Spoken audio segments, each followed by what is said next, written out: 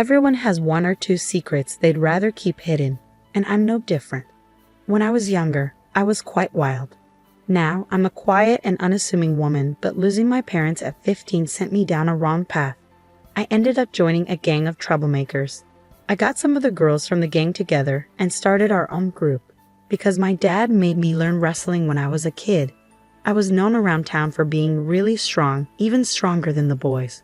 My time in that world ended after I met someone special, but living that kind of life leaves some issues behind. My name is Nancy, and now I'm 35. I live as an ordinary housewife and work at a local supermarket. With my light makeup and quiet personality, no one would guess that I once wore bright makeup and rode motorcycles. Yes, I was in a gang and even led a group of girls. But then I met my husband Joshua and everything changed. It all began 10 years ago during a fight with another gang. They were always causing trouble whenever we met. One day, things got really intense. Joshua stepped in unexpectedly to help his brother, who was part of the other gang.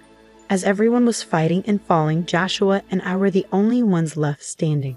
I even remember him laughing when he realized his brother wasn't even there. Despite the chaos, Joshua seemed really calm and composed. I couldn't help but notice. "Hey, you're pretty cool," I said to him. "Me? Really? Looking like this? You must have some strange tastes. Were you calling out for someone named Noah? Did you find him?" "No, it turns out my brother wasn't here."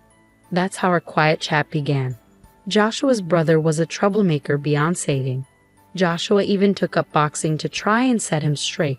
He couldn't stand by and watch wrongdoing happen. He seemed like a guy full of fairness. As we talked more, we got closer. We started seeing each other more often, and it was clear we liked each other. But Joshua didn't like troublemakers back then. Even though we liked each other, my past in the gang held us back. Eventually, Joshua said he'd only be with me if I left the gang for good. Tired of all the pointless fights, I decided to leave the group. We started dating and got married 5 years later. The gang I used to be in got broken up by another group 2 years after I left. After marrying Joshua, I changed a lot and became a calm and graceful woman. But our peaceful life got shaken up by a certain neighbor, Joshua's sister Somia and her husband. One morning, as I was seeing Joshua off to work, the doorbell rang. Who could that be? I wondered. I'll check. Suddenly, Joshua looked surprised. "Somia," he exclaimed, recognizing his sister, whom I had met once at a family dinner. "Hey Joshua, we've moved in next door today. Please take care of us," she said. "Hello, I'm Tommy, Somia's husband. Looking forward to getting along," he added.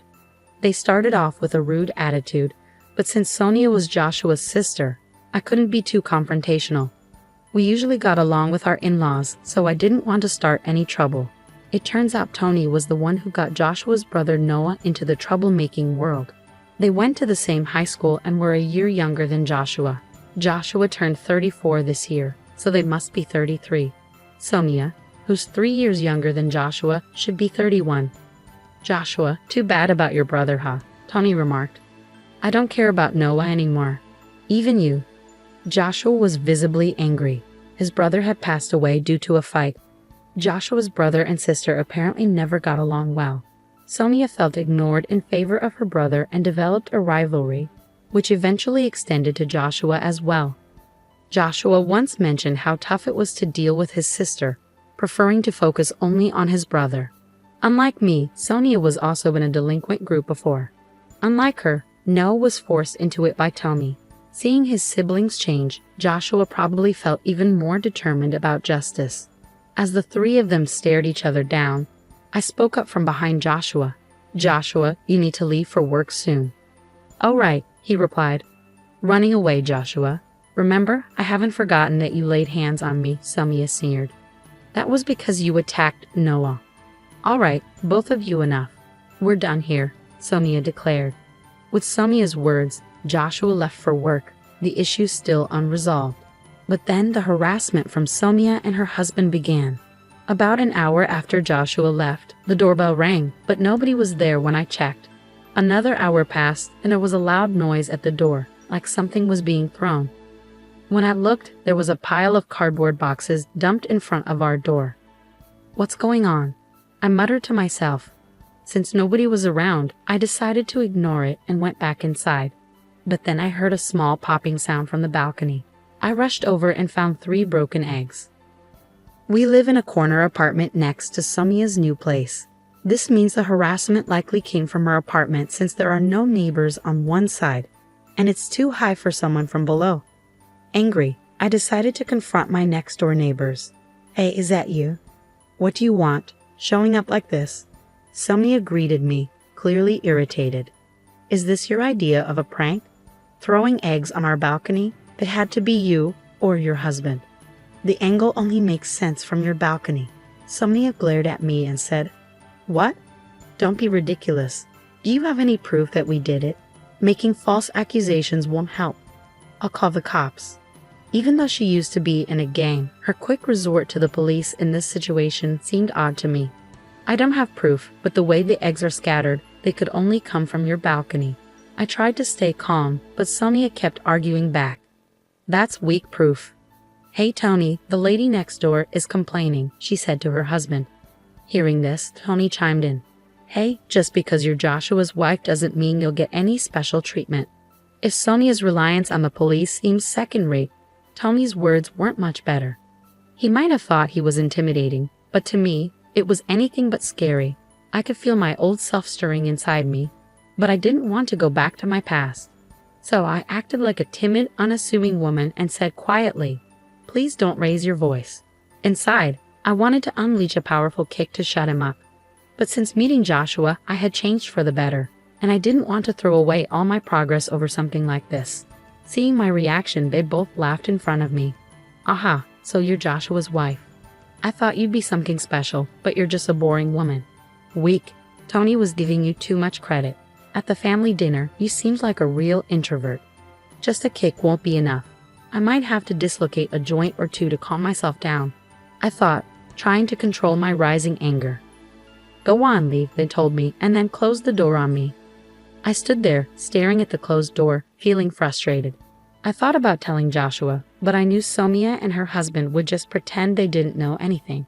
It would only lead to more trouble and stress for me, so I decided not to bother. The next day, and the day after that, the harassment from Somia and her husband continued. It always started after Joshua left for work. "Who left this garbage at our doorstep? It must be those two," I muttered as I was about to leave for work at the supermarket. The door got stuck halfway, blocked by a bag of garbage. I reluctantly took it to the disposal area and then headed to work. 5 hours later, I came home to something unbelievable. There was a cardboard box in front of the door, set up like a table. On either side of the box, there were lit candles, and in the middle, a vase with flowers. Above the door, there was a photo of me, taken who knows when, stuck there, mocking me as if I were dead. Furious, I was about to kick the cardboard away when Joshua called from behind. "Nancy." Startled, I turned around to find Joshua, who had come home from work. "You're an hour early." "I got off work early today. What's all this?" Joshua was also surprised at the sight in front of the door. We quickly cleaned up the cardboard and candles from the shared hallway and went inside. There, I told Joshua everything that had happened. "So it's likely Somia and her husband, but we don't have any proof. Even if we confront them, they'll just deny it," I said. After a moment of thought, Joshua had an idea. "Let's buy cameras, one for the balcony and one for the entrance, especially hidden well at the entrance." I agreed with Joshua's suggestion. There was only so much more we could take. We immediately purchased cameras online and had them delivered to Joshua's workplace to avoid suspicion. For now, we'll just have to endure until the cameras arrive. Then we can fight back with evidence. "Got it," I replied, so I dealt with Sonia's mean behavior at her house for a few days. For many people, putting up with stuff like this means not fighting back because they're scared or not strong enough. But for me, it was different. I wanted to fight back, but I held myself back. If it was okay to use force, I would have already stood up to them. It was really frustrating having the power to do something but not being able to. After 3 days, Joshua brought home some cameras. Any more trouble? The usual. Today they even threw a fish head onto the balcony. "Let's put up the cameras now." We'll hide one behind the air conditioner on our balcony, aiming at Sonia's, and another near the fire extinguisher by the entrance. The next day after setting up the cameras, Sonia started being mean again. As Joshua left for work, I watched everything through a recording app. And just like clockwork, Sonia and her friends started their antics. I watched quietly and left for work when it was time. 2 hours into my shift at the supermarket, Sonia came to my register. Well, if it isn't my sister-in-law, she said. I quietly scanned Sonia's items. It was obvious from her tone that she knew it was me, and she was being really rude. Aren't you cold for a cash eater? Shouldn't you be nicer? Come on, give me a discount on this. Other customers in line looked worried as they watched us. A man in the line spoke up to Sonia. Hey, can't you see she's uncomfortable? Sonia turned to him, looking angry. Shut up, it's none of your business. The man seemed defeated by Sonia's reaction and backed away, leaving the line. Then, I spoke up to Sonia for the first time. Ma'am, if you keep acting this way, I'll have to call security. I said it calmly but firmly. Maybe because others were watching, Sonia replied. Oh, it was just a joke. So disappointing. She left the store, leaving her items behind. The other customers were surprised by what happened. I was really mad when I got home from work. There was a note on the door that said, useless cashier. That's enough.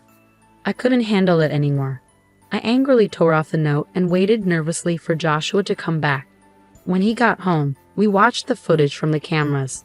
It clearly showed Sonia and her husband doing bad things. Now we can fight back, Joshua said, looking angry. Okay, let's go. When we rang Sonia's doorbell, Tommy answered. You two again. What do you want now? Sonia came up behind him, asking lazily, What's up, Joshua? We're ready to fight back, I thought as I started to speak, but Joshua stopped me and stepped forward. Nancy, let me handle this. Sonia told me if you keep bothering us, there will be consequences. Joshua's voice was firm and threatening. Tony replied, What, you want to fight? You got proof we did anything? You're just making accusations. Before Tony could finish, Joshua played the video from the recording app. This video shows what you've been doing wrong. We put up cameras because your harassment was too much. This made Sonia and Tony quiet, which was unusual for them. Sonia looked a bit worried and turned to Tony, while Tony glared back at us with a deep frown. You caught us this time, I said seriously. But remember, the trouble started from your side. Tony replied, So you want to solve this with a fight, huh? Hold on, Joshua, I'm calling someone. Call whoever you want. We'll be ready, Joshua said firmly, not backing down as things got more intense. Tommy urgently talked into the phone. William, I need help now. His tone was different from before, now begging for help. After hanging up, he turned back to us. Get ready. Willie, the toughest guy around here, is coming. He looked smug, thinking he'd win with someone else's help, but it showed he was really a coward. Why not face us yourself? I asked. Keep talking. I know your strength. This time, I brought someone special to make sure you both feel real fear, Tommy said, trying to scare us. 5 minutes later, William arrived, the guy Tommy had talked big about, but he looked surprised when he saw us. William, hey, it's been a while. Sonia and Tommy seemed excited, expecting a lot from him, but that excitement quickly faded. What's happening? Yeah, it's been a while, Will, I said, calling him Will, which left Sonia and Tommy puzzled. Joshua greeted him too. Hey Will, long time no see. The couple looked even more confused. Confused, Tommy asked, What's going on? How do you know William? Tommy looked nervous and William looked between us. I just said, Will, let's not do this, okay? Angry, Tony snapped, Stop messing around. Will, do something please. Sonia and Tony were panicking, not understanding what was happening. But then Will spoke up. Hey, did you mess with Nancy? His question left them shocked for a moment. So what if we did? Tommy answered, sounding unsure. Will exploded, You idiots. Do you even know who you're dealing with? His scolding left them stunned. They clearly had no clue. Seeing this, I turned to Joshua and asked, Hey, can I go back to how I was 15 years ago, just for now? But instead of Joshua, it was Will who replied, Nancy, please don't. If you do something, it could get worse than just a fight. What, are you giving me orders now, Will? No, that's not what I meant, Will stuttered. Seeing the guy they called for help now apologizing to me, Sonia and Tony were confused. What's going on here? They looked scared as Will talked. Do you two know about BBN? Yeah, that's right. It's famous. It stands for Black Butterfly Nancy, right? The nickname of the former leader of a ladies' group. That's correct, and this lady here is Nancy herself. No way, really? Both of them lost their tough act instantly. Will continued. Back then, I led another group, but we got beat by Nancy's group. She could handle 30 people alone. Sonia and Tommy now looked at me with fear. It made sense. They thought they were picking on someone weaker, only to find out she was the leader of a group they used to be a part of. I didn't know Nancy was practically a legend. We joined the group 6 months after you left, Sonia said. They joined after I left. Will had been in the group with me and stayed even after I left, looking after Sonia and Tommy. He left just before a rival group took us down. By then, Tony was the leader. Before you ruined it, the group was unbeatable. You can't mess with Nancy, was said. The group that took us down is now the strongest. But if Nancy was still around, she'd still be the strongest. Seeing Sonia and Tony crumble, Will turned to me and said, "Please forgive them for my sake." Watching Will apologize, Sonia and Tony seemed defeated. They never expected their call for help to go so wrong. "Fine, but you owe us," I said, glaring at them. They let out a small gasp. "For a month, you'll clean this apartment and our balcony since you made a mess. If you miss even one day, I won't be so nice next time." Okay, Sonia agreed, clearly intimidated. Tommy just nodded vigorously, unable to speak. Watching them, Will remarked, "Nobody can really challenge Nancy." Hearing this, Joshua, who had been quiet until now, finally spoke up. "But I don't like troublemakers. If Nancy hadn't changed, I wouldn't be here." He said it softly, and I looked up at him. "Don't worry, I won't let that side of me out again." At this, Will burst into laughter, and we all ended up laughing together. Will and Joshua knew each other because we met after I left the group. We ran into Will while on a date and ended up having tea together. Now that's settled. Why don't you join us for dinner, Will? The three of us left Sonia and Tommy slumped by the entrance and went to our apartment. Before going inside, Joshua added, "Sonia, you're my sister, so I'll let it go this time. But there won't be a next time." Watching him, I wondered if he too had that same fighting spirit as us. From that day on, Sonia and her husband stopped bothering us. They kept their promise and cleaned our balcony and the shared areas of the apartment. Even though they were just troublemakers doing chores, other residents stopped paying them much attention after a while. After a month, Sonia and her husband left without a word. Even Joshua, their family, didn't know where they went. Maybe they felt uncomfortable staying there. We didn't bother looking for them further and thought they made a wise decision. Finally, we had our peaceful life back. Neighborhood problems are common, but I never thought I'd be so involved. At least it ended well. I have a past I'd rather not talk about. Joshua has kept it secret all this time. I'm not ashamed of everything in my past, but I've learned from my mistakes. I just want to cherish my life with Joshua now, and I hope to never show my true self to anyone again. That's all I'm thinking about now.